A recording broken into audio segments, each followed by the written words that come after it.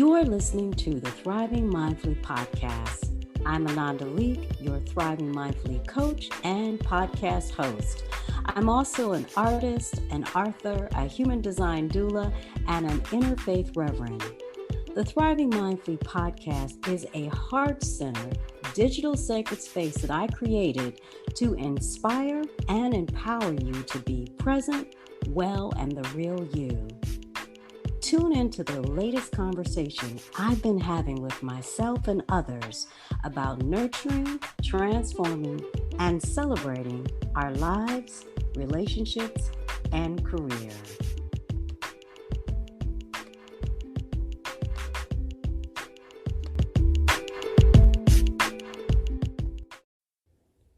Today's podcast explores how you can shine your light on yourself when you share your living. Share your living is the third core commitment of the Thriving Mindfully, heart-centered approach to being present, well, and the real you. Share your living is all about mindful communication. So tune in to what I had to say. So I wanted to talk a bit about sharing your living, which is all about relationships. And relationships are sustained through communication and love, compassion, kindness, forgiveness, non-judgment. But today I wanted to talk about communication. Communication is a two-way process of reaching what I like to call mutual understanding through the sharing of your ideas and your feelings. Communication becomes mindful communication when it is intentional, when you're being present, when you're actively listening, when you're practicing compassion and non-judgment, and you're using honest speech from your heart. So one of the things that I have learned, and I continue to learn because I'm a work in process, y'all, is that mindful communication and sharing my living with others happens when I pay attention to the other person without any distractions. That's no typing, no texting, no multitasking. And I'm guilty of all three of those. So I'm still learning. I've also learned that mindful communication happens when you actively listen to the other person with your full attention, with kindness and compassion and non-judgment, without reacting, thinking of ways to respond and speaking while the speaker is talking. And I got to tell you, I struggle with this one, especially when I'm talking to my dad.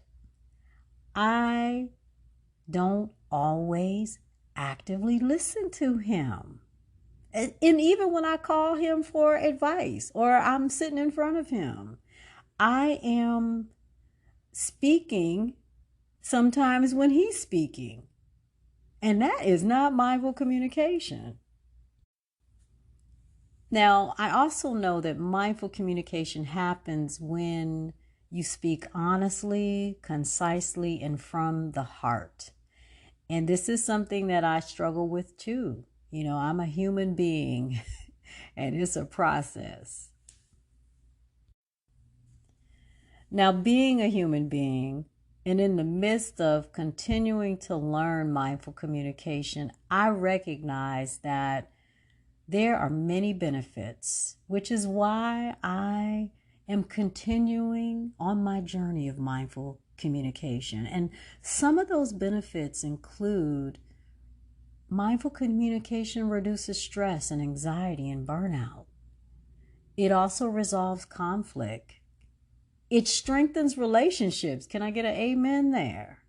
And it increases, if you're in the workplace, it increases staff confidence and performance and productivity. And it builds the team. Now, I want you to think back to a time when you felt you were listened to.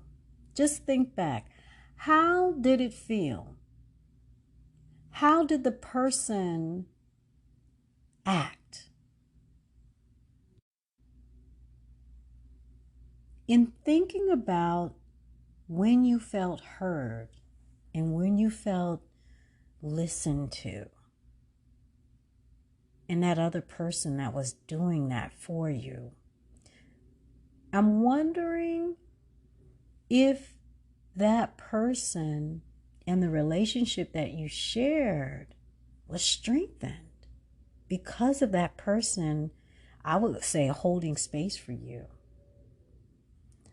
I know for myself, when I have been heard and listened to, both in my personal and professional lives, those moments strengthen the relationships. So what are relationships? Because we have them in our personal and professional lives, and there's so many different ways to look at them. But one of the ways that I look at them is that relationships are the ways that we regard or behave toward each other.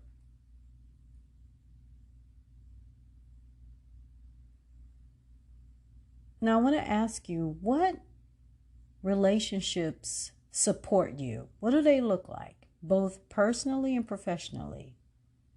How do those relationships support you? Like when you feel supported in those relationships, what is it like? I know for myself, those relationships where I feel supported, both personally and professionally, I label them mindful relationships because there is attention, there is honest and concise speech, there's non-judgment, there's compassion.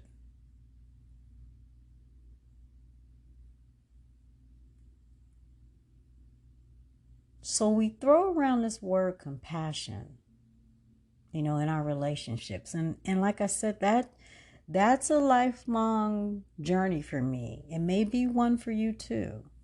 For me, compassion is the act of never giving up on yourself. It starts with the self, because when you can be compassionate with yourself, you have space to be compassionate with others. And so compassion as a practice for self-compassion is when you recognize and accept that anger, jealousy, arrogance, judgment, and other emotions that you'd prefer to keep hidden exist within you. It's like telling yourself the truth that you get angry, you get jealous, you're gonna be arrogant at times, you judge, and you got all these other emotions that you may want to hide from everyone and yourself, and that they exist. So it's never giving up on yourself, even with all of that. Compassion is what I like to say, a lifelong practice. Now, mixing relationships and communication can be messy, personally and professionally. And I like to say that they can be a mess. And normally when you hear mess, you may say, that's not good. Well, MESS is an acronym that I've been using for myself and in my work with teams in the workplace to help them see that the mess is an opportunity. So let's break that down.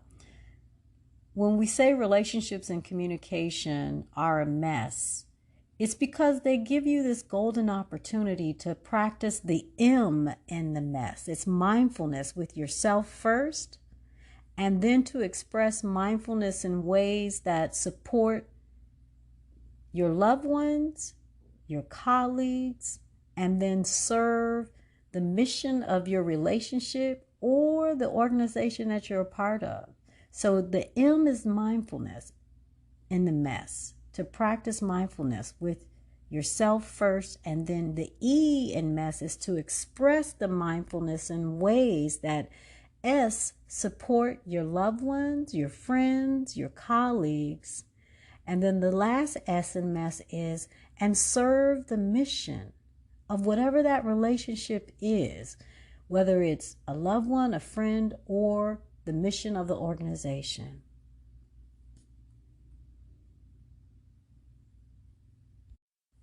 So here's some things that I tell myself and I tell folks that I work with.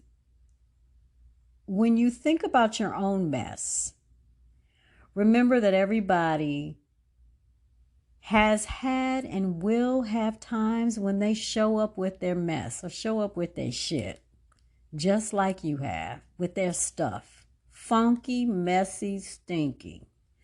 And that this is a behavior that you share in common with people, because we all show up with our mess in our personal and our professional lives at some time. And that creates challenges in our personal and professional relationships. So it's recognizing this shared behavior and creating some awareness around it that allows you to practice mindful communication. Now, I do want to say that people can show up with their mess and it can be violent. It can be oppressive. It can be discriminatory. And that's not the mess that I'm talking about. I'm not talking about you give people a pass for that. I'm talking about mess that doesn't violate, that doesn't oppress or discriminate others. Are we clear? Okay? Because that is toxic mess. And that's another topic for another time. Now, I want to leave you with some ways in which you can cultivate mindful communication. And it starts with yourself, communicating with yourself, spending some time setting an intention for how you want to show up in your relationships, both the relationships that you have with folks in your life, your personal life, as well as your professional life. The other tip I want to say is that make sure you take breaks to check in with yourself. Check in with yourself to see how you're doing. Because I found in my own life that when I'm stressed and I'm overwhelmed and I'm anxious, my communication may not be the best. I may show up and be in need of some compassion from others because my mess is funky when I'm stressed, when I am overwhelmed, and when I'm anxious, and when I'm tired, and when I'm angry. The third and final tip I want to leave with you is to practice the mindful pause when you communicate. That is taking a breath before speaking, typing, or sending an email, or calling or texting someone. That space that you have in that breath, or maybe taking several breaths, will allow you to pause. Think before you speak. That's something that my mom always told me, and I try to do now, but I don't always succeed.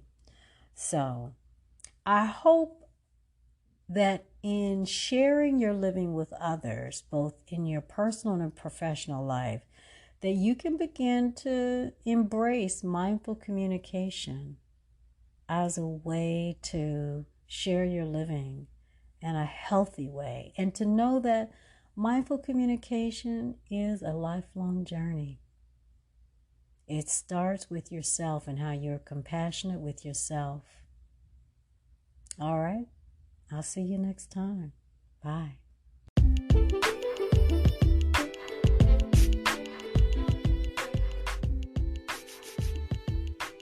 Thanks for tuning in to the Thriving Mindfully podcast. If you're ready to be inspired and empowered with my coaching support, join me in the Thriving Mindfully Academy. Visit anandaleeke.com/academy. Now, if you're ready to dive deeper and move past your comfort zone with my one-on-one coaching program, book a discovery call with me today. Visit anandaleeke.com. If you need something juicy to read, check out my 3 mindfulness books, Love's Troubadours, a self-love and yoga-inspired novel, That Which Awakens Me, a mindful creativity memoir, and Digital Sisterhood, a mindful technology memoir. Go to anandaleeke.com/books. All of my books are available on Amazon.com. Well, that about wraps us up. And as I always like to say, may we all continue to embrace thriving mindfully in everything that we think, feel, say, and do. See you next time.